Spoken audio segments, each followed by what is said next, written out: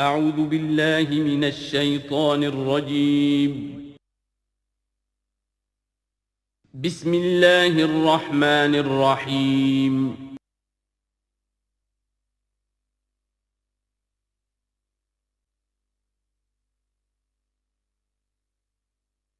الرحمن الرحیم یا بنی اسرائیل اذکروا نعمتی التی انعمت علیکم وانی فضلتکم علی العالمین واتقوا یوما لا تجزی نفس عن نفس شیئا ولا يقبل منها شفاعة ولا یؤخذ منها عدل ولا هم ینصرون صدق اللہ العظیم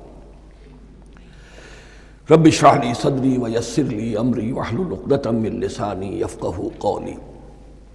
جیسا کہ میں نے عرض کیا تھا، سورہ بقرہ کے 5ویں رکوع سے اور 14ویں رکوع تک تو مسلسل، بلکہ 15ویں رکوع کی بھی پہلی 2 آیات شامل کرنی ہوں گی۔ یہ 10 رکوعوں سے 2 آیات زائد ہیں کہ جن میں خطاب کل کا کل بنی اسرائیل سے ہے۔ البتہ اس میں یہ فرق ہے کہ پہلا رکوع جو ہے وہ ان کو دعوت پر مشتمل ہے، نبی اکرم صلی اللہ علیہ وسلم پر ایمان لانے کی پرزور دعوت۔ بقیہ یہ 9 رکوع جو ہے یہ ان پر فرد قرارداد جرم ہے جو عائد کی جا رہی ہے۔ ہم نے تمہارے ساتھ یہ احسان و اکرام کیا، تم پر یہ فضل کیا، یہ کرم کیا، تمہیں یہ حیثیت دی، تمہیں یہ مقام دیا، تم نے اس طور سے اپنے اس مشن کی خلاف ورزی کی، اپنے مقام اور مرتبے کو چھوڑ کر اور دنیا پرستی اختیار کی۔ یہ جو 9 رکوع ہیں ان میں بنی اسرائیل کی تاریخ کا تو یوں سمجھیے کہ ایک بہت بڑا حصہ اور نمایاں اس کے فیچرز آئیں گے، لیکن یہ سمجھ لیجئے کہ اصل میں یہ امت مسلمہ کو بھی ایک پیشگی تنبیہ ہے کہ کوئی مسلمان امت جب بگڑتی ہے تو یہ چیزیں اس میں آ جاتی ہیں۔ چنانچہ احادیث موجود ہیں حضور کی، لَيَأْتِيَنَّ عَلَىٰ أُمَّتِي مَا أَتَىٰ عَلَىٰ بَنِي إِسْرَائِيلَ حَزْوَ النَّعْلِ بِالنَّعْلِ۔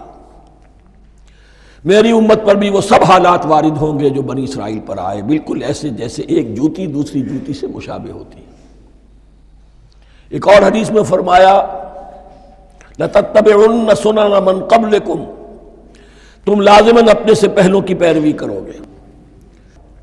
اور اس میں اس حد تک بھی آپ نے وضاحت کر دی کہ اگر وہ سابق امت مسلمہ، سابق امت، اگر وہ گوہ کے بل میں گھسی تھی تم بھی گھسو گے، اور اگر ان میں کوئی بدبخت ایسا اٹھا جس نے اپنی ماں سے زنا کیا تو تم میں سے بھی کوئی شقی ایسا ضرور اٹھے گا جو یہ حرکت کرے گا۔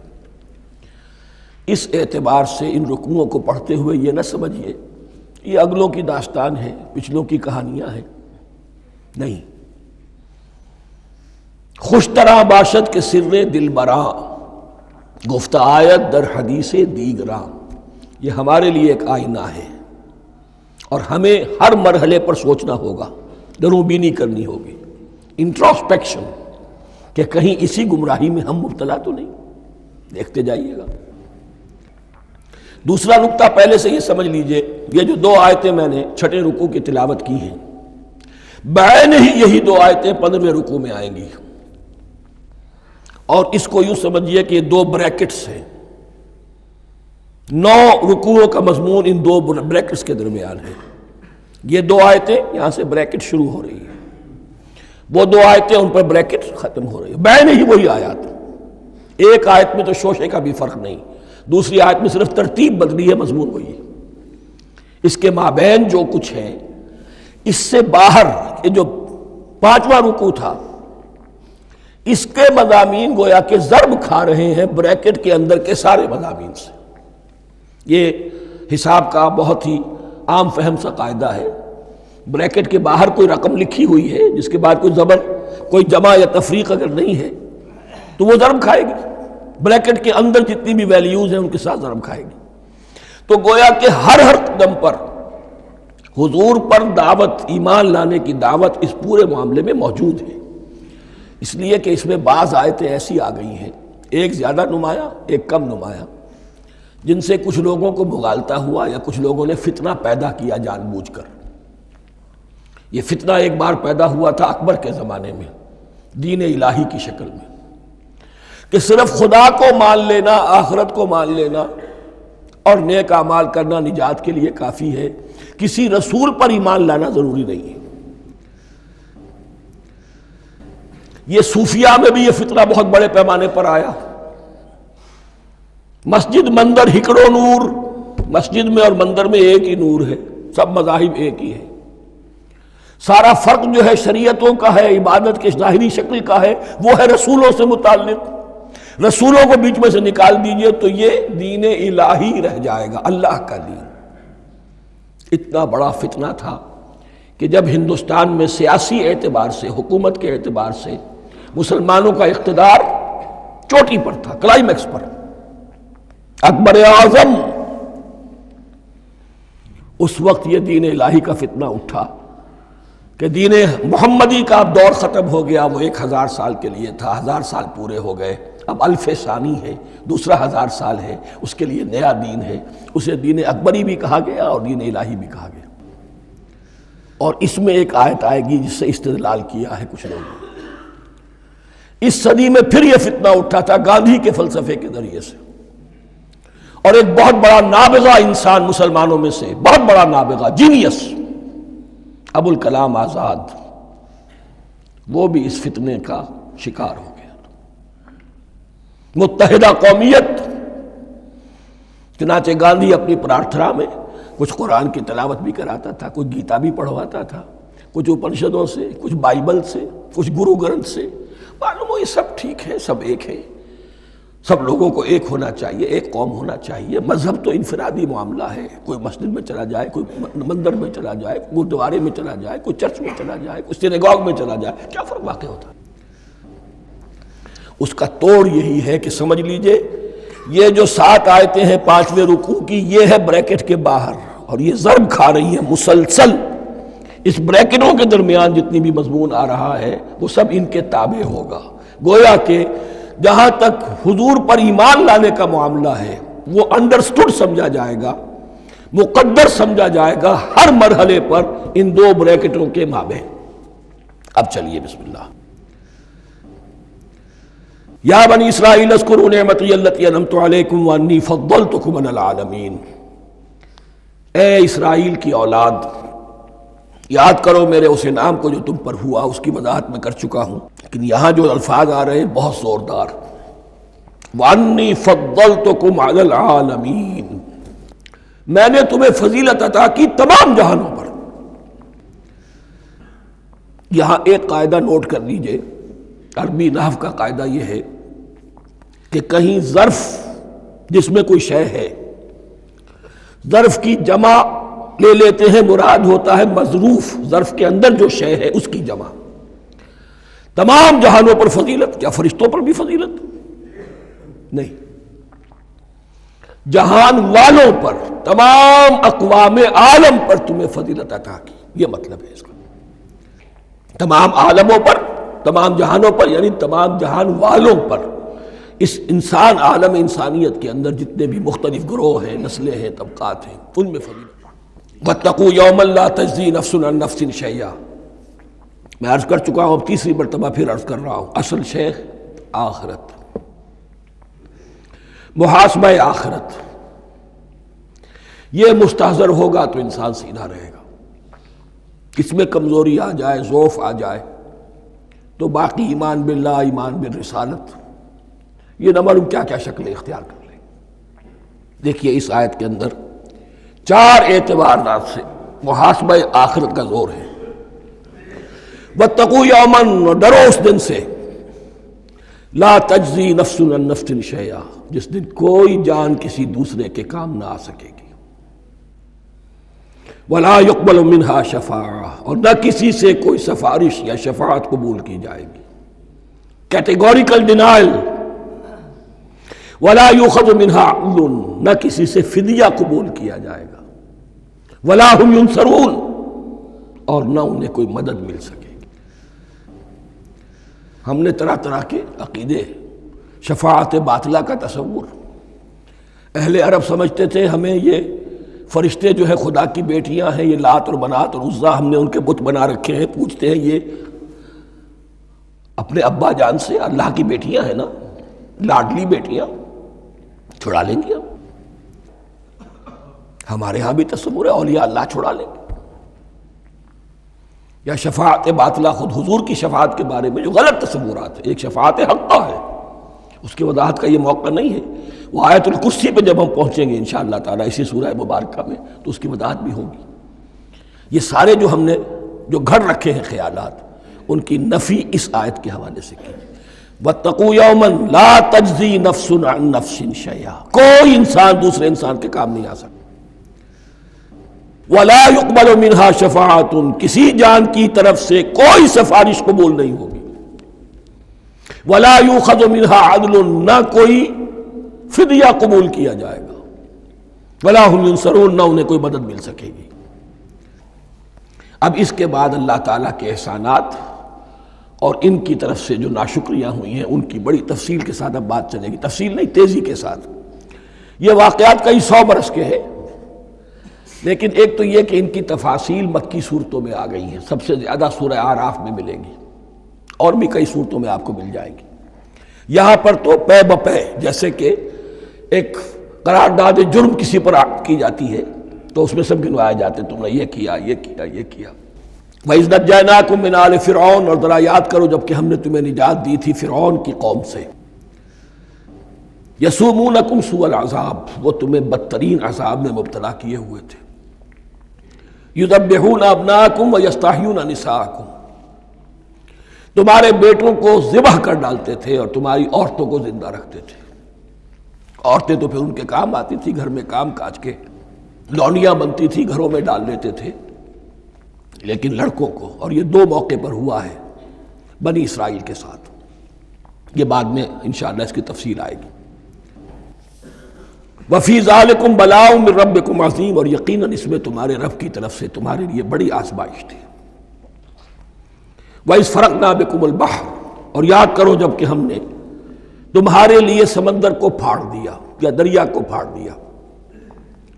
یہ ایک مختلف فی بات ہے کہ کس جگہ سے کراس کیا تھا بنی اسرائیل نے ایجپٹ سے سینائی پیننسولا آنے کے لیے، جزیرہ نما سینا میں.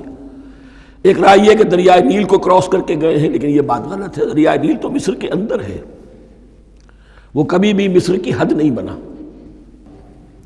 اسی کی رائے یہ ہے کہ جو خلیج سویز ہے، بحر قلزم جو ہے، ریڈ سی، وہ اوپر جا کر 2 کھاڑیوں میں تبدیل ہو جاتا ہے. خلیج عقبہ مشرق کی طرف اور خلیج سویس مغرب کی طرف، اور ان کے درمیان میں یہ سینائی پیننسولا جو ہے یہ تکون ہے. جیسے ہندوستان بھارت تکون ہے، ایسے یہ پیننسولا ہے. Indian peninsula, Sinai peninsula. اور یہ سویس کینال تو بعد میں بنی ہے. خلیج سویس اور میڈیٹرینین بحیرہ روم کے درمیان یہ کچھ چھوٹی چھوٹی، اگرچہ چھوٹی تھی سمندر کے لحاظ سے، بہت بڑی بڑی جھیلیں تھیں، اور ان جھیلوں ہی کو پھر جوڑ جوڑ کر درمیان میں جو خشکی تھی اس کو کاٹ کر سویس کینال بنائی گئی ہے. تو اب تو یہ مسلسل ایک رابطہ ہے. لیکن معلوم ہوتا ہے کہ یا تو خلیج سویس کو کراس کیا ہے حضرت موسیٰ علیہ السلام نے، اور یہی میری رائے زیادہ یہی ہے، اس لیے کہ کوہ طور جو ہے وہ اس پیننسولا کی ٹپ پر ہے، نیچے ہے یہاں، جہاں پر بھی ان کا قیام رہا اور جہاں پھر حضرت موسیٰ کو 40 دن کے لیے کوہ طور پر بلا کر اور پھر انہیں تورات دی گئی ہے. تو معلوم ہوتا ہے کہ جو خلیج سویز ہے اسے کراس کیا ہے. کراس کس طرح کیا ہے کہ حضرت موسیٰ کے عصا کی ایک ضرب سے سمندر پھٹ گیا. فَكَانَ كُلُّ فِرْقٍ كَالطَّوْدِ الْعَظِيمِ، دونوں طرف چٹانوں کے مانند پہاڑ کی طرح جو ہے وہ سمندر کھڑا ہو گیا، اس کے راستے سے یہ نکل گئے. اور پھر جب فرعون اور اپنا لشکر لے کر جب آیا ہے، اس نے سوچا ہم بھی نکل جائیں، وہ غرق ہو گئے، اس لیے کہ دونوں طرف کا پانی آپس میں مل گیا. یہ تھی کیفیت، اور معجزانہ کیفیت تھی. یہ کوئی فطرت کے یا نیچر کے اصول کے مطابق بات نہیں تھی. اور میں عرض کر چکا ہوں، آپ کو بتا چکا ہوں معجزہ کسے کہتے ہیں. وَإِذْ فَرَقْنَا بِكُمُ الْبَحْرَ فَأَنْجَيْنَاكُمْ، جب ہم نے تمہارے لیے یا تمہارے ساتھ سمندر کو پھاڑ دیا، تمہارے لیے، تمہارے گزرگاہ بنانے کے لیے، تو تمہیں تو نجات دے دی. وَأَغْرَقْنَا آلَ فِرْعَوْنَ وَأَنْتُمْ تَنظُرُونَ، اور تمہاری نگاہوں کے سامنے فرعون کے لاؤ لشکر کو غرق کیا، تم دیکھ رہے تھے. یہ گزر چکے تھے، اس ساحل پر کھڑے ہیں، ادھر سے یہ داخل ہوئے ہیں اور پانی دونوں طرف سے آ کر مل گیا اور یہ غرق ہو گئے۔ وَإِذْ وَعَدْنَا مُوسَىٰ 40 لَيْلَةً، اور یاد کرو پھر جب کوہ طور پر ہم نے موسیٰ کو 40 دن کے لیے بلایا۔ ثُمَّ اتَّخَذْتُمُ الْعِجْلَ، ان کی غیر حاضری میں تم نے بچھڑے کی پرستی شروع کر دی، اسے معبود بنا لیا، من بعدہ، اس کی غیر موجودگی میں، وَأَنْتُمْ ظَالِمُونَ، تم بہت بڑا ظلم تھا جس کا ارتکاب کیا۔ ان الشرک لظلم عظیم، عظیم ترین ظلم جو ہے وہ شرک ہے، اور شرک جلی کی یہ شکل کہ بچڑے کو پوج رہے ہو۔ ثم عفونا عنکم من بعد ذلک، پھر ہم نے تمہیں اس کے بعد بھی معاف کیا، یہ ہمارا کرم رہا ہے، ہماری رحمت رہی۔ من بعد ذلک لعلکم تشکرون، تاکہ تم شکر کرو۔ وَإِذْ آتَيْنَا مُوسَى الْكِتَابَ وَالْفُرْقَانَ لَعَلَّكُمْ تَهْتَدُونَ، اور یاد کرو جب کہ ہم نے موسیٰ کو کتاب اور فرقان عطا فرمائی۔ یہ فرقان حق اور باطل کے درمیان فرق کر دینے والی چیز، اور کتاب عام طور پر جو آتا ہے وہ شریعت کے لیے آتا ہے، شریعت بھی دی، کتاب بھی دی، اور فرقان بھی دیا، لعلکم تہتدون، تاکہ تم ہدایت پاؤ۔ وَإِذْ قَالَ مُوسَىٰ لِقَوْمِهِ، اور یاد کرو جب کہ کہا تھا موسیٰ نے اپنی قوم سے، یا قوم انکم ظلمتم انفسکم باتخاذکم العجل، اے میری قوم کے لوگو، یقیناً تم نے اپنے اوپر بڑا ظلم کیا ہے بچڑے کو معبود بنا کر۔ فَتُوبُوا إِلَىٰ بَارِئِكُمْ، پس توبہ کرو اپنے پروردگار، اپنے خالق کی جناب میں۔ باری اللہ تعالیٰ ہے، باری۔ فَاقْتُلُوا أَنفُسَكُمْ، تو قتل کرو اپنے آپ کو۔ یہ چیز جو ہے تورات میں تفصیل سے آئی ہے، قرآن میں نہیں ہے۔ اسی اعتبار سے میں نے آپ کو بتایا تھا کہ تورات کا مطالعہ اس اعتبار سے مفید ہے کہ بہت سے واقعات کا قرآن میں ذکر ہے، اجمالاً اشارہ ہے، اس کی تفصیل کے لیے ہمیں تورات سے رجوع کرنا پڑتا ہے، ورنہ یہ کہ اس آیت کا صحیح مفہوم واضح نہیں ہوگا۔ فَاقْتُلُوا أَنفُسَكُمْ، اپنے آپ کو قتل کرو، کیا مانی؟ یہ قتل مرتد کی سزا ہے۔ وہاں معلوم ہوتا ہے کہ حضرت موسیٰ نے یہ حکم دیا، 12 قبیلے تھے، ہر قبیلے میں سے کچھ لوگوں نے یہ کفر اور شرک کیا، باقی لوگوں نے نہیں کیا۔ انہیں حکم دیا گیا کہ اپنے قبیلے کے لوگ ان کو قتل کریں جو ان کے قبیلے میں سے اس کفر کے مرتکب ہوئے۔ انفسکم سے مراد یہ اپنے قبیلے کے لوگوں کو تم قتل کرو، اس لیے کہ قبائلی زندگی جو ہوتی ہے آپ کو معلوم ہے، اس میں کوئی اور قبیلہ ہاتھ لگا دے تو قبائلی عصبیت بھڑک اٹھے گی۔ 70,000 یہودی قتل ہوئے، اس سے بڑی توبہ اور ممکن نہیں، اس سے بڑا پرج، کسی بھی آئیڈیولوجیکل پارٹی کے اندر پرج بہت ضروری ہوتا۔ کچھ لوگ آ گئے ایک نظریے کو قبول کر کے، رفتہ رفتہ نظریہ اوجل ہو گیا، کچھ مفادات، کچھ چودراہٹیں یہ مقدم ہو گئی، اسی سے جماعتیں خراب ہوتی ہیں، غلط راستے پہ پڑ جاتی ہیں، تحریکیں بھٹک جاتی ہیں۔ تو آئیڈیولوجیکل پارٹیز، نظریاتی جماعتیں پرج کرتی رہتی ہیں کہ جو بھی ہمارے نظریے سے ہٹ گئے اب ان کو ہم کاٹ کر علیحدہ کر۔ یہی سے قتل مرتد، تو یہ چیز حدیث میں ہے یا پھر قرآن میں یہاں ہے۔ اس حوالے سے جو لوگ ہمارے ہاں بعض علماء بھی ہیں، جدید دانشور ہیں، جو قتل مرتد کی جو حد ہے اسلام میں اس کو تسلیم نہیں کرتے، لیکن میرے نزدیک یہ شریعت موسوی کا تسلسل ہے کہ شریعت موسوی کی جس شے کو بدلا نہ گیا ہو، جس کے بارے میں صراحتاً یہ معلوم نہ ہو کہ یہ شے تبدیل کر دی گئی، تو وہ شریعت محمدی کا جز بن گئی۔ زنا پر رجم کا معاملہ بھی یہی ہے۔ قرآن مجید میں رجم کی صریح آیت کوئی موجود نہیں ہے، حدیث میں ہے۔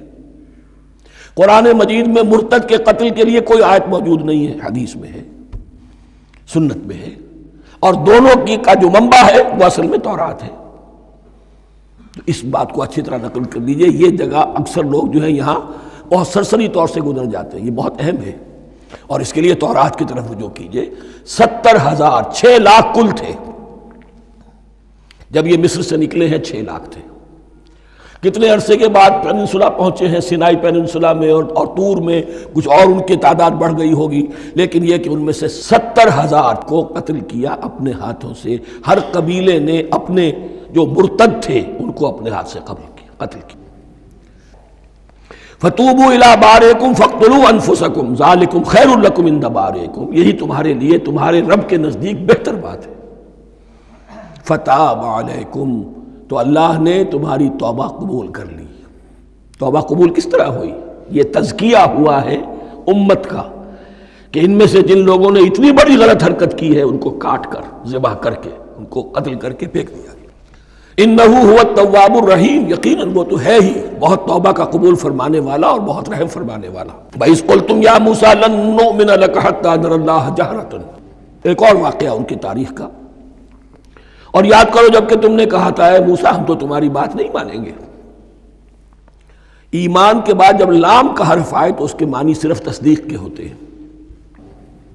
لن نؤمن لک، ہم آپ کی بات کی تصدیق نہیں کریں گے، حتیٰ نر اللہ جہرتن، جب تک کہ ہم دیکھ نہ لیں اللہ کو عیانن۔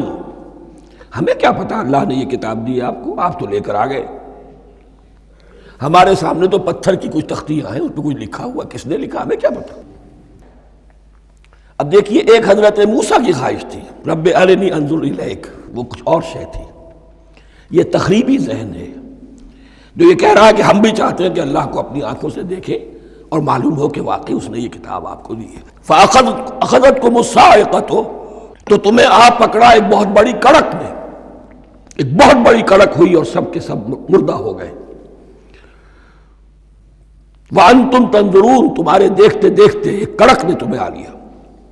ثُمَّ بَعَثْنَاكُمْ مِنْ بَعْدِ مَوْتِكُمْ، پھر ہم نے تمہیں دوبارہ اٹھایا تمہاری موت کے بعد۔ بعض لوگ اس کی یہ تعویل کر رہے ہیں کہ یہ موت نہیں تھی بلکہ بے ہوش ہو گئے تھے، یعنی جو بھی کڑک تھی اس کی وجہ سے سب کے سب بے ہوش ہو کے گر گئے۔ لیکن میرے نزدیک یہاں تعویل کی ضرورت نہیں، بعث بعد الموت اللہ کے لیے کوئی مشکل نہیں۔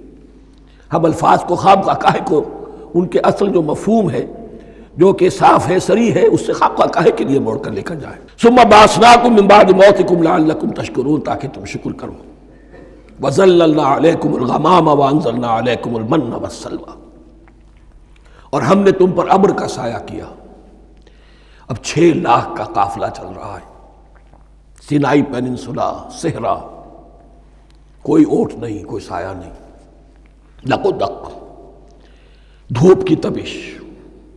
تو اللہ کا فضل ہوا کہ ایک سائے کی طرح ابر جو ہے ان کے ساتھ ساتھ جہاں جہاں وہ جا رہے ہیں وہ ابر ان پر سایہ کیے ہوئے۔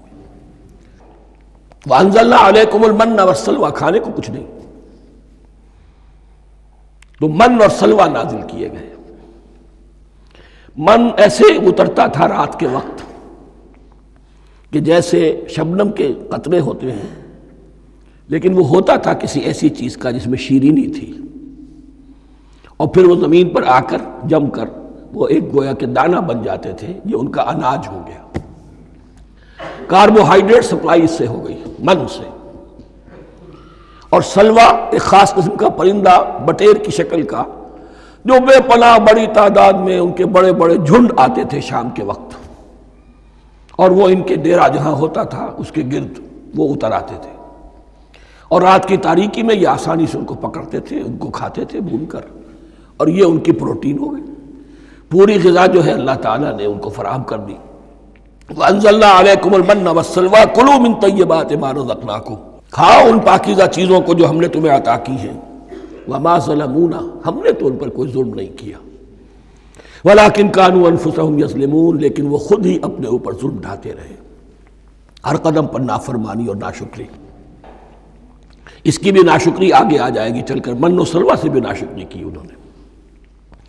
وَإِذْ قُلْنَا ادْخُلُوا هَٰذِهِ الْقَرْيَةَ فَكُلُوا مِنْهَا حَيْثُ شِئْتُمْ رَغَدًا وَادْخُلُوا الْبَابَ سُجَّدًا وَقُولُوا حِطَّةٌ نَغْفِرْ لَكُمْ خَطَايَاكُمْ۔ اور یاد کرو جب کہ ہم نے تم سے کہا تھا اس شہر میں داخل ہو جاؤ اور پھر کھاؤ اس میں سے بافراغت جہاں سے چاہو جو چاہو، لیکن دیکھنا دروازے میں داخل ہونا جھک کر، اور کہتے رہنا مغفرت مغفرت مغفرت۔ ہم تمہاری خطاؤں سے درگزر فرمائیں گے۔ اس آیت کو سمجھنے کے لیے ذرا تاریخی بات سمجھ لیجئے۔ صحرائے سینا میں آنے کے بعد اور یہ جو کتاب تورات انہیں مل گئی تھی، اس کے بعد حضرت موسیٰ علیہ السلام کے ہی زمانے میں انہیں جہاد اور قتال کا حکم ہوا۔ اس سے پوری قوم نے انکار کر دیا۔ یہ سورہ مائدہ میں آئے گا۔ اس پر اللہ تعالیٰ نے ایک سزا مسلط کر دی ان پر کہ 40 برس تک اسی صحرا میں بھٹکتے پھریں گے۔ اگر یہ ابھی قتال کرتے، جہاد کرتے، تو پورا فلسطین ان کے ہاتھ پر ابھی فتح کرا دیتے، لیکن چونکہ انہوں نے بزدلی دکھائی ہے، اب سزا یہ ہے فَإِنَّهَا مُحَرَّمَةٌ عَلَيْهِمْ 40 سَنَةً يَتِيهُونَ فِي الْأَرْضِ۔ اب 40 برس تک یہ اسی صحرا میں بھٹکتے پھریں گے، اور ارض فلسطین جو ان کے لیے ارض موعود تھی وہ ان پر حرام کر دی گئی 40 سال کے لیے۔ اس 40 سال کے عرصے میں حضرت موسیٰ کا بھی انتقال ہو گیا، حضرت ہارون کا بھی ہو گیا، اور اس عرصے میں ایک نئی نسل پیدا ہوئی۔ وہ جو غلامی کا داغ اٹھائے ہوئی نسل آئی تھی مصر سے، جن کے اندر مورل کیریکٹر جو ہے وہ بہت کمزور ہو جاتا ہے، وہ پوری نسل ختم ہو گئی۔ نئی نسل اب پیدا ہوئی، 40 برس صحرا میں پیدا ہوئے، یہی پلے بڑھے، ان میں اب ایک جذبہ تھا۔ حضرت موسیٰ کے پھر جو خلیفہ تھے یوشع ابن نون، جوشوا، تورات میں ان کا نام جوشوا ہے، یوشع، ان کی سرکردگی میں اب بنی اسرائیل کی اس نئی نسل نے قتال کیا، جنگ کی، اور پہلا شہر جو فتح ہوا وہ اریحا۔ آج بھی وہ شہر جو ہے جیریکو جو آپ دیکھتے ہیں خبروں کے اندر آتا ہے بار بار، اریحا اس کا پرانا نام ہے۔ یہ شہر فتح ہوا، اس فتح کی بات کا تذکرہ ہو رہا ہے۔ یاد کرو جب کہ ہم نے تم سے کہا تھا اس بستی میں، اس شہر میں داخل ہو جاؤ فاتحانہ، اور پھر جو کچھ یہاں ہے، جو نعمتیں ہیں، ان سے متمتع ہو، کھاؤ پیو، لیکن داخل ہونا سجدہ کرتے ہوئے، مراد کیا؟ جھک کر، یعنی ایسا نہ ہو کہ تکبر کی وجہ سے تمہاری گردنیں اکڑ جائیں، گردنیں جھکا کر اللہ کا احسان مانو، یہ نہ سمجھو کہ یہ فتح تم نے حاصل کی۔ اس کی تفسیر اصل میں نظر آتی ہے حضور کی شخصیت میں، کہ جب فتح مکہ کے موقع پر مکے میں داخل ہوئے ہیں تو جس سواری پر آپ بیٹھے ہوئے تھے، آپ کی پیشانی اس کی گردن کے ساتھ جڑی ہوئی تھی۔ یہ وقت ہوتا ہے جب کہ تکبر اور تعلی، فاتح کی حیثیت سے آنا، اور بندہ مومن کے لیے یہی وقت ہے تواضع کا، جھکنے کا۔ وَقُولُوا حِطَّةٌ، حتیٰ یحط تو کہتے ہیں جھاڑ دینے کو، تو اس کے معنی کیا ہے؟ اے اللہ ہمارے گناہ جھاڑ دے، مغفرت، اے اللہ ہمیں مغفرت، ہماری مغفرت فرما، جو خطائیں ہو گئی بخش دے۔ قولوا حِطَّةٌ، تمہاری زبان پر استغفار ہونا چاہیے، تمہاری گردنیں جھکی ہوئی ہونی چاہیے۔ نغفر لکم خطایاکم، اگر تم اس پر عمل کرو گے ہم تمہاری خطائیں جو ہیں انہیں معاف فرما دیں گے۔ وسنزید المحسنین، اور جو تم میں محسن ہوں گے انہیں اور بھی زیادہ دیں گے، اور انعام و اکرام آئیں گے۔ فبدل الذین ظلموا قولا غیر الذی قیل لہم، تو ان میں سے جو ظالم تھے، جو بد کردار تھے، انہوں نے بدل دیا، ایک اور قول اختیار کر لیا اس قول کی جگہ جو انہیں کہا گیا تھا حتہ حتہ، انہوں نے کہنا شروع کیا ہنتا ہنتا، ہمیں تو گیہوں چاہیے۔ یہ بعد میں ابھی آ جائے گا اگلے رکوع کے اندر، کہ من و سلوہ سے ان کی طبیعتیں بھر گئی تھی ایک ہی چیز کھا کھا کے۔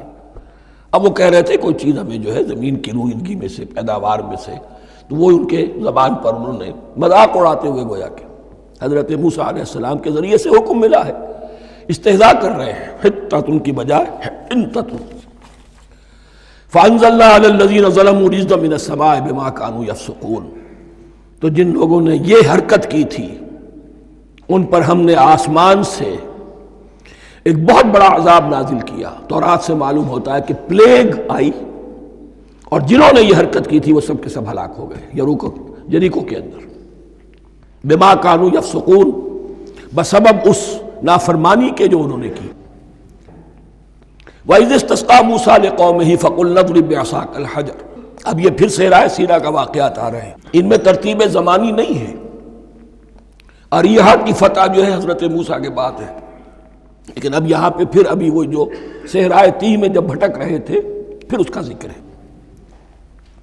وَإِذِ اسْتَسْقَىٰ مُوسَىٰ لِقَوْمِهِ فَقُلْنَا اضْرِب بِّعَصَاكَ الْحَجَرَ، اور جب کہ موسیٰ کی قوم نے موسیٰ سے پانی طلب کیا. اب صحرا میں آپ کو معلوم ہے جہاں پڑاؤ تھا اب وہاں پانی نہیں ہے، 6 لاکھ ہو 7 لاکھ ہو کتنے افراد ہو پانی چاہیے. وَإِذِ اسْتَسْقَىٰ مُوسَىٰ لِقَوْمِهِ فَقُلْنَا اضْرِب بِّعَصَاكَ الْحَجَرَ، تو ہم نے کہا کہ اپنے عصا سے ضرب لگاؤ چٹان پر. فَانْفَجَرَتْ مِنْهُ اثْنَتَا عَشْرَةَ عَيْنًا، تو اس سے 12 چشمے پھوٹ بہے. فجر کہتے ہیں کسی شے کے پھٹ کر کوئی چیز برآمد ہو. فجر جو ہوتی ہے، فجر کا وقت رات کی تاریکی کا پردہ چاک ہوتا ہے اور سپیدہ سحر نمودار ہوتا ہے. فَانْفَجَرَتْ مِنْهُ اثْنَتَا عَشْرَةَ عَيْنًا، تو 12 چشمے پھوٹ بہے. قَدْ عَلِمَ كُلُّ أُنَاسٍ مَشْرَبَهُمْ، یہاں اناس سے کیا مراد ہے؟ ہر قبیلہ، ہر قبیلے نے اپنا گھاٹ معین کر لیا. 12 قبیلے تھے، اگر علیحدہ علیحدہ نہ ہوتا معاملہ، 12 چشمے اسی لیے دیے گئے کہ لڑے نہ جھگڑے نہ. پانی تو بہت بڑی چیز ہے، کہیں پانی پینے پلانے پہ جھگڑا اور کہیں گھوڑا آگے بڑھانے پہ جھگڑا، یہ تو قبائلی زندگی کے اندر ہوتی ہی چیزیں. تو اس اعتبار سے اللہ تعالیٰ نے ان کے لیے یہ سہولت کی کہ 12 چشمے پھوٹ بہے. قد علم کل اناس مشربہم، ہر ایک نے اپنا گھاٹ جان لیا، معین کر لیا. کلوا واشربوا من رزق اللہ، گویا کہ کہہ دیا گیا کہ کھاؤ اور پیو اللہ کے رزق میں سے. ولا تعثوا فی الارض مفسدین، اور زمین میں فساد مچاتے نہ پھرو. کھانے پینے کے لیے پانی بھی ادھر آ گیا، کھانے کے لیے من و سلوہ آ گیا. اب دیکھیے ان کی ناشکری. وَإِذْ قُلْتُمْ يَا مُوسَىٰ لَن نَّصْبِرَ عَلَىٰ طَعَامٍ وَاحِدٍ، یاد کرو جب کہ تم نے کہا تھا اے موسیٰ ہم ایک کھانے پر تو صبر نہیں کر سکتے، کھا کھا کے بکتا گئے ہیں من و سلوہ. فَادْعُ لَنَا رَبَّكَ، تو ذرا اپنے رب سے دعا کرو، پکارو ہمارے لیے اپنے رب کو. یخرج لنا، وہ نکالے ہمارے لیے مما تنبت الارض، زمین کی رویدگی اور پیداوار میں سے، نباتات ارضی میں سے، من بقلہا اس کی ترکاریاں، وقصائہا اور ککڑیاں، کھیرے اور ککڑیاں ان سب کے لیے یہ لفظ ہے. وفومہا، ایک ترجمہ گیہوں کیا گیا ہے لیکن میرے نزدیک زیادہ صحیح ترجمہ ہے لہسن، اور سرائے کی زبان میں بھی اور ممکن ہے کہ سندھی میں بھی ہو تھوم. تھوم کہتے ہیں لہسن کو، یہ فوم کی بدلی ہوئی شکل ہے، اس لیے کہ یہی علاقہ ہے جس میں عرب آئے تھے، تو عربوں کی زبان کے بہت سے الفاظ جو ہیں اس سرائے کی زبان میں خاص طور پر وہ بہت زیادہ تو تھوڑی سی شکل بدل کر وہ کافی تعداد میں موجود ہے. وعدسہا، اور دال خاص طور پر مسور کی، وبصلہا، اور پیاز. اب جو چٹخارے جس سے بنتے ہیں سالن کے، ان کی زبانیں وہ چٹخارے مانگ رہی. ظاہر بات ہے کہ اگر وہ سلوا بھی تھا، بٹیرا ہے، اسے آگ کے اوپر ذرا سا تپایا اور کھایا، وہ ایک ہی خاص قسم کی غذا ہے جو چل رہی ہے. اسی طرح من جو ہے وہ ایک خاص قسم کا سیریل ان کے لیے بن گیا ہے. لیکن یہ جو چٹخارے ہیں یہ تو لہسن سے ہے، پیاز سے ہے، ترکاریوں سے ہے، ان تمام چیزوں سے، دال کا اپنا ایک ذائقہ ہے. قَالَ تَسْتَبْدِلُونَ الَّذِي هُوَ أَدْنَىٰ بِالَّذِي هُوَ خَيْرٌ، حضرت موسیٰ نے فرمایا کیا تم وہ شے بدلے میں لینا چاہتے ہو اس کے، کیا وہ شے جو کمتر ہے بدلے میں چاہتے ہو اس کے کہ جو بہتر ہے؟ من و سلوہ کہیں بہتر ہے اللہ کی طرف سے جو تمہیں دیا گیا ہے، تم اس سے تمہارا جی بھر گیا ہے، اس کو ہاتھ سے دے کر چاہتے ہو کہ یہ ادنا چیزیں تمہیں ملے. اہبتوا مصرا، اب یہ لفظ آ گیا اہبتوا. اب ظاہر بات ہے یہ آسمان سے زمین پر اترنے کے لیے لفظ نہیں ہے اہبتوا، یہاں اس کا ترجمہ صحیح ہوگا سیٹل ڈاؤن سم ویئر. اگر زمین کی یہ چیزیں چاہیے تو کہیں سیٹل ہو جاؤ اور کاشت کرو، بیج ڈالو، آبیاری کرو، یہ ساری چیزیں تمہیں مل جائیں. اہبتوا مصرا، کہیں سیٹل ڈاؤن ہو جاؤ، کہیں اتر پڑو کسی بستی میں، کسی علاقے میں. فَإِنَّ لَكُمْ مَا سَأَلْتُمْ، تمہیں مل جائے گا جو کچھ کہ تم نے مانگا. وَضُرِبَتْ عَلَيْهِمُ الذِّلَّةُ وَالْمَسْكَنَةُ وَبَاءُوا بِغَضَبٍ مِّنَ اللَّهِ. اب یہ ہے ان کی وہ خباثتیں، ان کے وہ ناشکریاں، ان کی وہ معصیتیں، ان پر جو آخری حکم دیا جا رہا ہے جو اگر آپ برا نہ مانیں تو میں عرض کروں گا، آج یہود پر اتنا اپلیکیبل نہیں ہے جتنا مسلمانوں پر ہے۔ ضربت علیہم الذلۃ والمسکنۃ وباؤوا بغضب من اللہ۔ ذلت اور مسکنت، کم ہمتی ان پر تھوپ دی گئی۔ ضربت علیہم، it was heaped upon them. The humiliation was heaped upon them. ضربت علیہم الذلۃ والمسکنۃ وباؤوا بغضب من اللہ، اور وہ اللہ کا غضب لے کر لوٹے۔ وہی امت جس کے بارے میں فرمایا وَأَنِّي فَضَّلْتُكُمْ عَلَى الْعَالَمِينَ، اسی امت کا پھر یہ حشر ہوا۔ کیوں ہوا؟ نافرمانی۔ تمہیں کتاب دی تھی کہ تم پیروی کرو، تمہیں کتاب دی تھی کہ اسے قائم کرو۔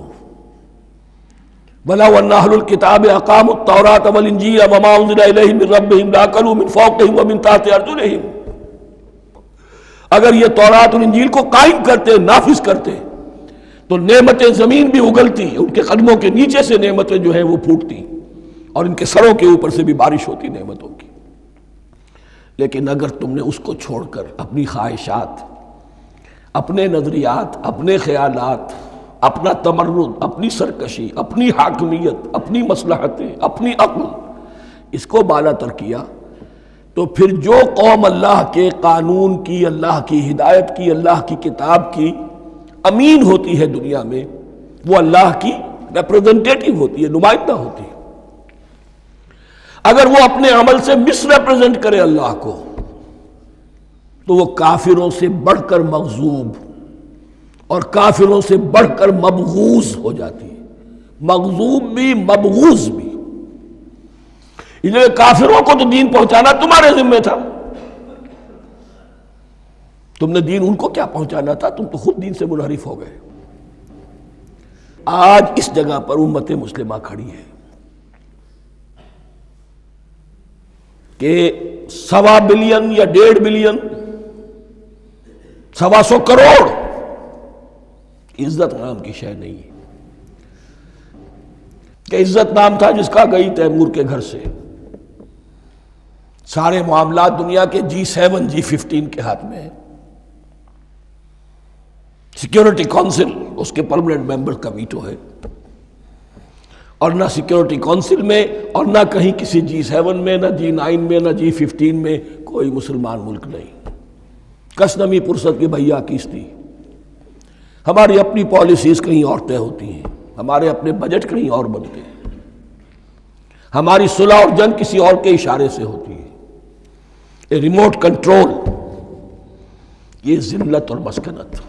آپ کے ریڈیو پر، ٹیلی ویژن پر خبریں آتی رہیں کہ اتنے مسلمانوں کے ساتھ یہ کر دیا، اتنی مسلمان عورتوں کی بے حرمتی کر دی، لیکن یہاں ہم بیٹھے ہوئے اپنے اپنے دھندوں میں، اپنے اپنے کاروبار میں، اپنی اپنی ملازمتوں میں، اپنے اپنے کیریئرز میں۔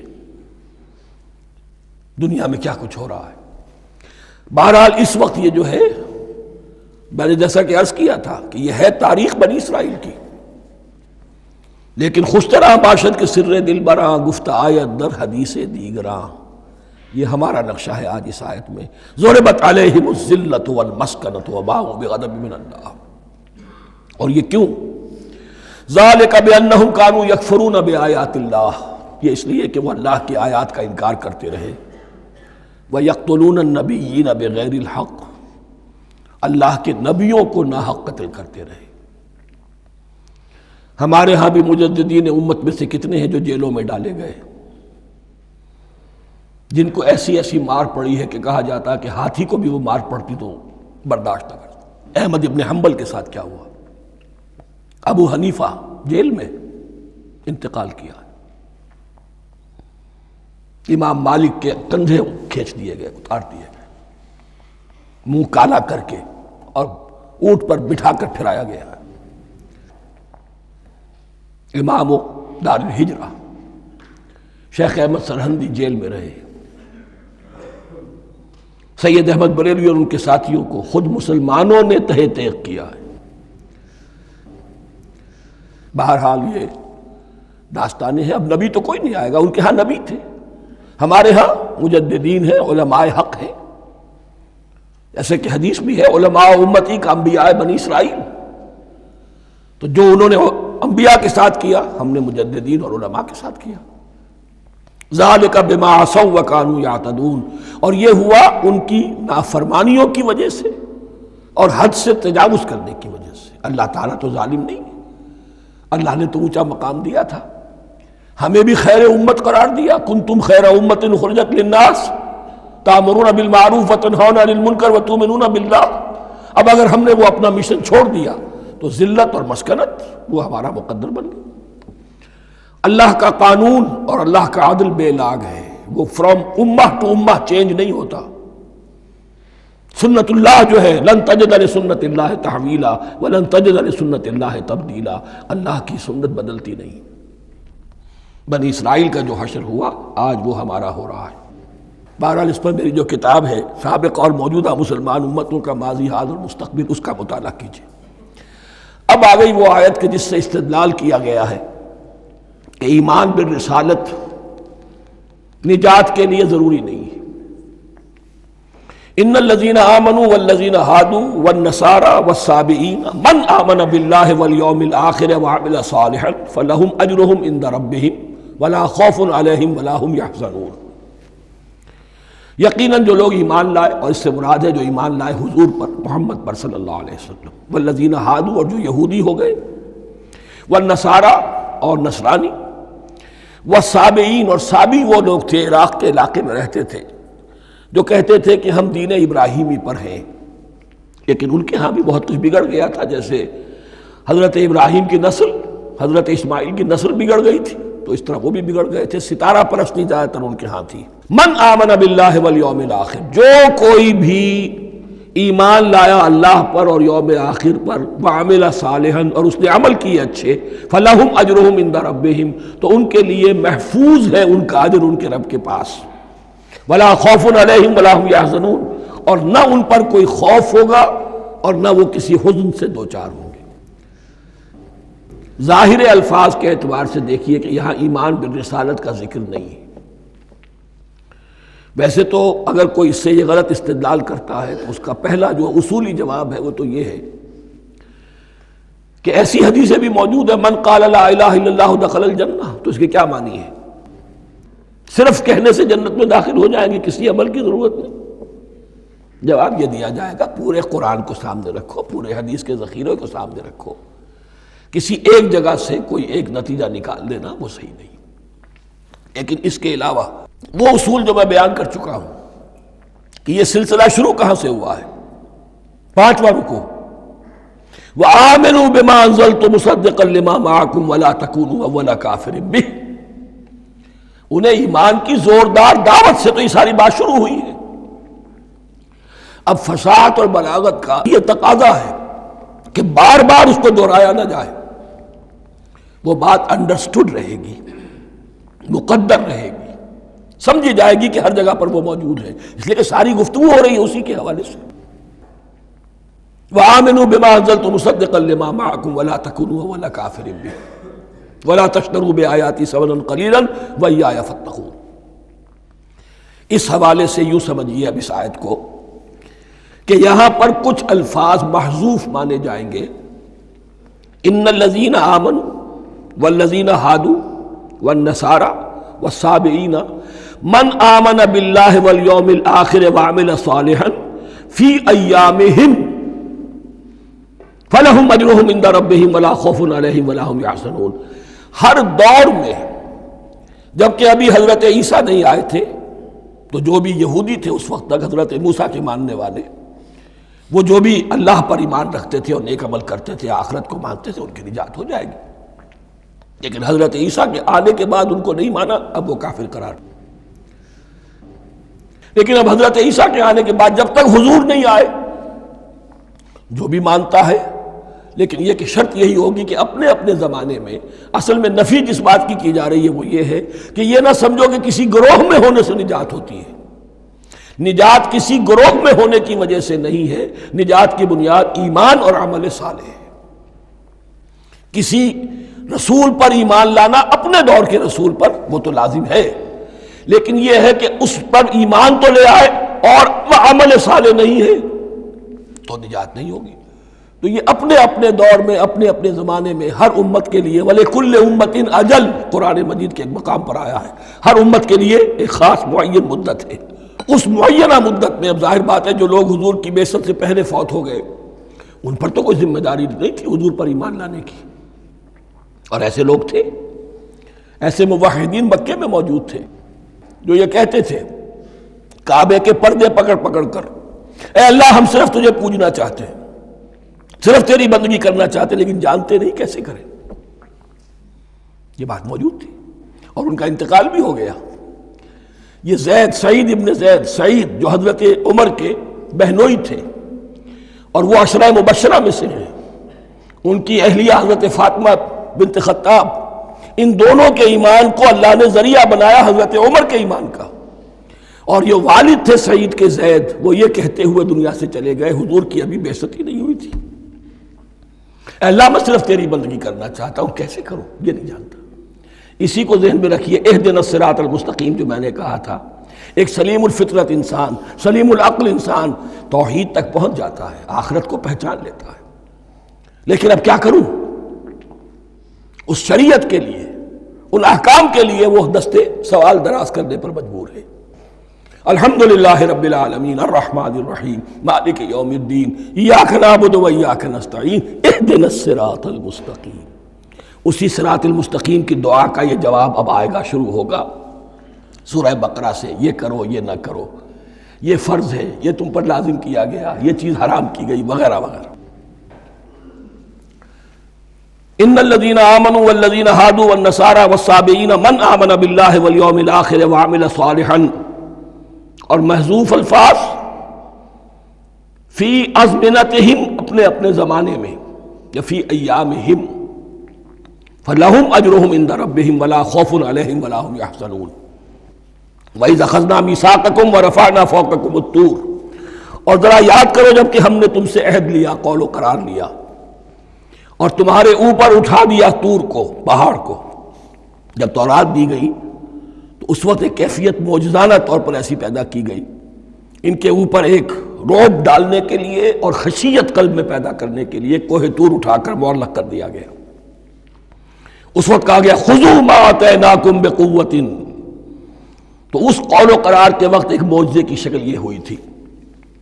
وَإِذْ أَخَذْنَا مِيثَاقَكُمْ وَرَفَعْنَا فَوْقَكُمُ الطُّورَ خُذُوا مَا آتَيْنَاكُمْ بِقُوَّةٍ وَاذْكُرُوا مَا فِيهِ لَعَلَّكُمْ تَتَّقُونَ، پکڑو اس کو مضبوطی کے ساتھ جو ہم نے تمہیں دیا ہے، اس حدیث، اس کتاب کو، تورات کو، اس شریعت کو، ان احکام کو۔ وَاذْكُرُوا مَا فِيهِ، اور یاد رکھو اسے جو کچھ کہ اس میں ہے، لَعَلَّكُمْ تَتَّقُونَ، تاکہ تم بچ سکو۔ ثُمَّ تَوَلَّيْتُم مِّن بَعْدِ ذَلِكَ، پھر تم نے روگردانی کی اس کے بعد، اس میثاق کو توڑا، میثاق الست کو توڑا تھا، اور دوسرے یہ میثاق شریعت جو تم سے لیا گیا اس کو بھی توڑا۔ ثم تولیتم من بعد ذلک فلولا فضل اللہ علیکم ورحمتہ لکنتم من الخاسرین، پھر اگر اللہ کا فضل تمہارے شامل حال نہ ہوتا اور اس کی رحمت تمہاری دستگیری نہ کرتی رہتی، بار بار تمہیں معاف کیا، تمہیں مہلت دی، تو اگر یہ چیز نہ ہوتی تو اسی وقت سے تم خسارہ پانے والے اور تباہ ہونے والے ہو جاتے۔ وَلَقَدْ عَلِمْتُمُ الَّذِينَ اعْتَدَوْا مِنْكُمْ فِي السَّبْتِ، اور تمہیں خوب معلوم ہے تم میں سے وہ لوگ جنہوں نے سبت کے قانون کو توڑا، حد سے تجاوز کیا۔ یہ واقعہ تفصیل کے ساتھ سورہ اعراف میں آئے گا کہ ان کی شریعت میں ہفتے کا روز معین کر دیا گیا تھا، کوئی دنیاوی کام نہیں ہوگا۔ آج بھی وہ لوگ جو ہے سبت کو، جو بھی پریکٹسنگ جیوز ہیں، وہ اس کی پابندی کرتے ہیں اور بڑی شدت سے کرتے ہیں۔ لیکن ایک زمانے میں ایک خاص ان کا قبیلہ تھا کہ جس نے ایک بڑے ہی شرعی ہیلہ ایجاد کر کے اس قانون کی دھجیاں بکھیری، تفصیل ہم پڑھیں گے سورہ اعراف میں۔ وَلَقَدْ عَلِمْتُمُ الَّذِينَ اعْتَدَوْا مِنْكُمْ فِي السَّبْتِ، اور تمہارے علم میں ہے تمہارے وہ لوگ کہ جنہوں نے سبت کے قانون کے ضمن میں خلاف ورزی کی، فَقُلْنَا لَهُمْ كُونُوا قِرَدَةً خَاسِئِينَ، تو ہم نے کہہ دیا ان کو کہ ہو جاؤ ذلیل بندر، ان کی شکلیں مسخ کر دی گئی، انہیں بندروں کی شکل میں تبدیل کر دیا گیا۔ فَجَعَلْنَاهَا نَكَالًا لِمَا بَيْنَ يَدَيْهَا، پھر ہم نے اس واقعے کو یا اس بستی کو ایک بنا دیا مثال، لوگوں کے لیے ان کی عبرت کے سامان بنا دیا، ان کے لیے بھی جو سامنے موجود تھے اس زمانے کے لوگ، اور ان کے لیے بھی جو بعد میں آنے والے تھے، وَمَوْعِظَةً لِّلْمُتَّقِينَ، اور اسے ایک نصیحت، ایک سبق آموزی کی بات بنا دیا اہل تقویٰ کے لیے۔ وَإِذْ قَالَ مُوسَىٰ لِقَوْمِهِ إِنَّ اللَّهَ يَأْمُرُكُمْ أَن تَذْبَحُوا بَقَرَةً، اور یاد کرو جب کہ موسیٰ نے اپنی قوم سے کہا یقیناً اللہ تمہیں حکم دیتا ہے کہ گائے کو ذبح کرو۔ یہ واقعہ میں پہلے آپ کو بتا دوں، پھر ہم یہ آیات تیزی سے پڑھ لیں گے۔ بنی اسرائیل میں ایک شخص قتل ہو گیا، عامیل نامی، اور قاتل کا پتہ نہیں چل رہا تھا۔ اللہ تعالیٰ نے حضرت موسیٰ کے ذریعے سے حکم دیا کہ ایک گائے کو ذبح کرو، اور اس کے جسم کے ایک ٹکڑے سے اس مردے کو چھوؤ، وہ جی اٹھے گا اور وہ بتا دے گا میرا قاتل کون ہے۔ اب یہ کہ یہ معجزات کی شکل ہے جو بار بار آ رہے ہیں، اور سابق اس امت کے اندر معجزات کا آپ کو بہت عمل دخل ملے گا۔ اس میں ایک تو یہ کہ گائے کو ذبح کرنا، وہ گائے کے تقدس کا جو ان کے دل میں ذہن میں تھا، تو ذبح کرنے سے اس کے اوپر بھی گویا کہ ایک تلوار چلائی گئی، اور پھر انہیں دکھا بھی دیا گیا کہ ایک آدمی زندہ بھی ہو سکتا ہے، بعد سے بعد الموت کا بھی ایک نقشہ دکھا دیا گیا انہیں۔ لیکن انہیں جب یہ حکم ملا اور ان کے دلوں کے اندر وہ بچڑے کی اور گائے کی تقدیس جو ہے وہ پلی ہوئی تھی، اب انہوں نے سوال کر کے کسی طریقے سے بچنے کے لیے مین میخ نکالی، کیسی گائے ہو، کیا رنگ ہو، کس طرح کی ہو، کس عمر کی ہو۔ بالآخر یہ کہ جب ہر طرف سے گھیراؤ ان کا ہو گیا اور سب چیزیں جو ہیں ان کے سامنے واضح کر دی گئیں، تب انہوں نے یوں سمجھیے چاروں ناچار بادل ناخواستہ اس حکم پر عمل کیا۔ بس اب ترجمہ کر لیجئے۔ وَإِذْ قَالَ مُوسَىٰ لِقَوْمِهِ إِنَّ اللَّهَ يَأْمُرُكُمْ أَن تَذْبَحُوا بَقَرَةً، اور یاد کرو جب کہ موسیٰ نے کہا اپنی قوم سے کہ اللہ حکم دیتا ہے تمہیں کہ گائے کو ذبح کرو۔ قَالُوا أَتَتَّخِذُنَا هُزُوًا، انہوں نے کہا کیا آپ ہمارے ساتھ کوئی ٹھٹھا کر رہے ہیں، مذاق اڑا رہے ہیں، یہ کیا بات آپ کہہ رہے ہیں؟ قَالَ أَعُوذُ بِاللَّهِ أَنْ أَكُونَ مِنَ الْجَاهِلِينَ، فرمایا میں اللہ کی پناہ طلب کرتا ہوں اس سے کہ میں جاہلوں میں سے ہو جاؤں، کہ میں ان دین کے معاملات کے اندر استہزاء اور تمسخر کو شامل کر دوں۔ قالوا ادع لنا ربك يبين لنا ما هي، اب انہوں نے کہا اچھا ایسی بات ہے تو ذرا اپنے رب سے دعا کیجئے کہ وہ ہم پر واضح کر دے کہ وہ کیسی ہو۔ قال انه يقول، حضرت موسیٰ نے فرمایا اللہ تعالیٰ فرماتا ہے انها بقرة لا فارض ولا بکر، وہ ایک ایسی گائے ہونی چاہیے کہ جو نہ بوڑھی ہو نہ بالکل بچھیا ہو، عوان بین ذالک، ان کے بین بین ہو۔ فَفَعَلُوا مَا تُؤْمَرُونَ، تو اب کر گزرو جو تمہیں حکم دیا گیا۔ قَالُوا ادْعُ لَنَا رَبَّكَ يُبَيِّن لَنَا مَا لَوْنُهَا، اب انہوں نے پھر کہا ذرا ایک دفعہ اور دعا کیجئے اپنے رب سے، وہ ہمیں بتا دے اس کا رنگ کیسا ہونا چاہیے۔ قَالَ إِنَّهُ يَقُولُ إِنَّهَا بَقَرَةٌ صَفْرَاءُ فَاقِعٌ لَوْنُهَا تَسُرُّ النَّاظِرِينَ، فرمایا اللہ فرماتا ہے کہ وہ گائے ایسی ہونی چاہیے زرد رنگ، شوخ رنگ، شوخ زرد رنگ کی، چمکیلی، جو دیکھنے والوں کو خوب اچھی لگے، پسند آئے، دل میں کھپ جانے والی۔ اب جو زیادہ سے زیادہ ان کے ہاں مقدس سمجھے جاتے تھی گائے، رفتہ رفتہ سوال کر کے اگر پہلے ہی حکم پر وہ کر دیتے تو کسی بھی گائے کو ذبح کر دیتے، لیکن یہاں گھیراؤ ان کا ہو رہا ہے کہ جس کی تقدس کا ان کے ذہن میں زیادہ سے زیادہ تاثر ہے اسی کو واضح کیا جائے۔ قالوا ادع لنا ربك يبين لنا ما هي، پھر انہوں نے کہا ذرا اللہ سے دعا کیجئے اور وہ ہمیں یہ بتائے کہ وہ کیسی ہو۔ ان البقرہ تشابہ علینا، یقیناً ہم کچھ شبے میں پڑ گئے ہیں، یہ گائے کا معاملہ مشتبہ ہو گیا ہے ہم پر۔ قال انہ یقول، فرمایا اللہ فرماتا ہے انہا بقرۃ لا ذلول تثیر الارض ولا تسقی الحرث، وہ ایک ایسی گائے ہونی چاہیے کہ جو کوئی جس سے مشقت نہ لی جاتی ہو، نہ وہ ہل جوتتی ہو اور نہ وہ رہٹ کا پانی کھینچتی ہو۔ تسیر الارض، نہ تو وہ زمین کو جوتنے میں، ہل چلانے میں کام نہیں لی جائے، ولا تسقی الحرث، اور نہ کھیتی کو پانی پلانے کے لیے وہ پانی کھینچنے میں استعمال کیا جائے۔ مسلمتن، اور پوری سالم ہونی چاہیے، یک رنگ، لا شیۃ فیہا، اس میں کسی دوسرے رنگ کا کوئی داغ تک نہ ہو۔ اب کیا کرتے، گھیراؤ میں آ گئے۔ قالوا الآن جئت بالحق، کہا انہوں نے کہ ٹھیک ہے اب تو آپ نے بات جو ہے پوری طریقے سے واضح کر دی۔ فذبحوها وما كانوا يفعلون، تب انہوں نے اس کو ذبح کیا اور وہ کرنے والے نہیں تھے۔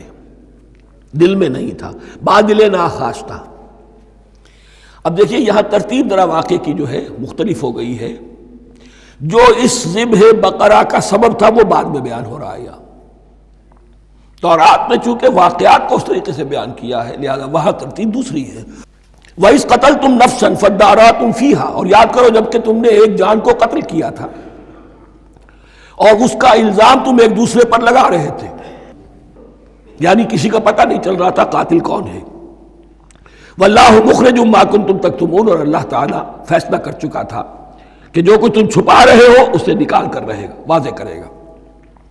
فَقُلْ اضْرِبُوهُ بِبَعْضِهَا، تو ہم نے حکم دیا کہ اس کی لاش کو اس گائے کے ایک ٹکڑے سے، اس کے جسم کے ایک حصے سے ضرب لگاؤ۔ كَذَلِكَ يُحْيِي اللَّهُ الْمَوْتَى، اور دیکھو اس طریقے سے اللہ مردوں کو زندہ کر دے گا۔